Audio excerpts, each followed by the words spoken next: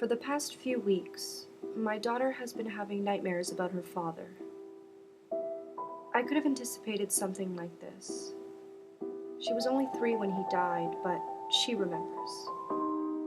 Of course she remembers. I see her father in her all the time. The way her dark eyelashes framed her hazel eyes, the way her whole face lights up when she laughs. She reminds me of David every day. God, I miss him. It's been almost a year, and I still can't fall asleep without his old t-shirt of his that I keep. I swear it still has his smell. My David. The light of my life. I was never a happy person before David. My mother was a heroin addict, by turns of abusive and neglectful, until the day CPS carried me out of the only home I'd ever known and deposited me with a foster family. Still though, I missed her. Months later, my foster mother, sneering and displeased that I seemed ungrateful after the 10th time that day I had asked about my mom, informed me that she had OD'd the same night that I was taken away. I was never going to see her again. I had cried and CPS put me in a new home. Eventually, I finished high school before launching into a series of mumbling dead-end jobs that barely paid the bills. But then I met David. It couldn't have been more cliche. When I moved to Richmond, I started frequenting this little coffee shop where he spent a lot of time. He'd sit in the same overstuffed armchair by the window every morning with a cappuccino and the Washington Post. Sometimes he stopped by in the afternoons for an almond croissant, and sometimes he wouldn't. I noticed him immediately. On 5 different occasions, I attempted to strike up a conversation. A remark about the weather, a comment on a newspaper article he was reading, silly little bits of small talk here and there that I thought of as casually flirtatious while David, oblivious, didn't give me a second thought.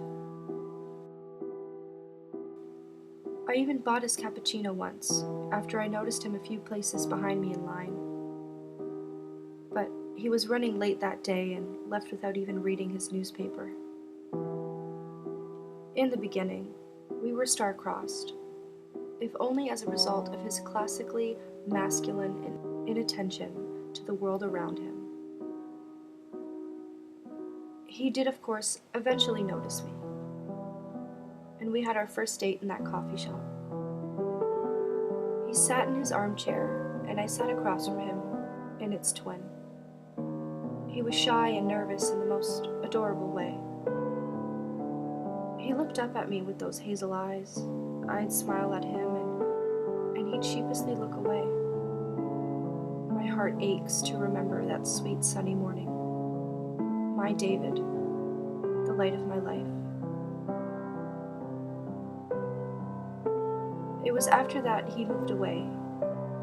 My friends told me I was being melodramatic about it, but the truth was that even only after one date, I just knew that there was something real, something deep and strong, and right about the two of us together. Sometimes, though, life just gets in the way.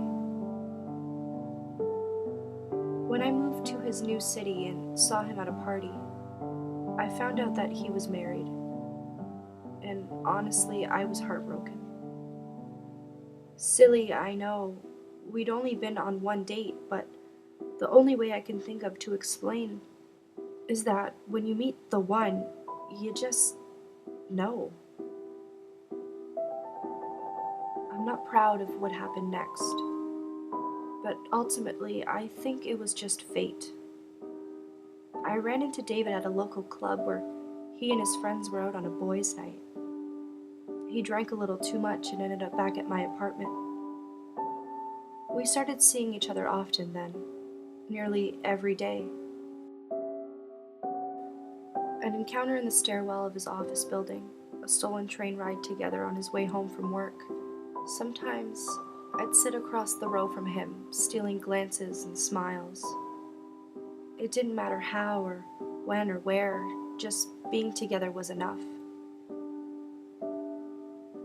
It was 2 months after that first night in my apartment that I confirmed it. I was pregnant. We met in front of his house, and he told his wife that he was taking out the trash.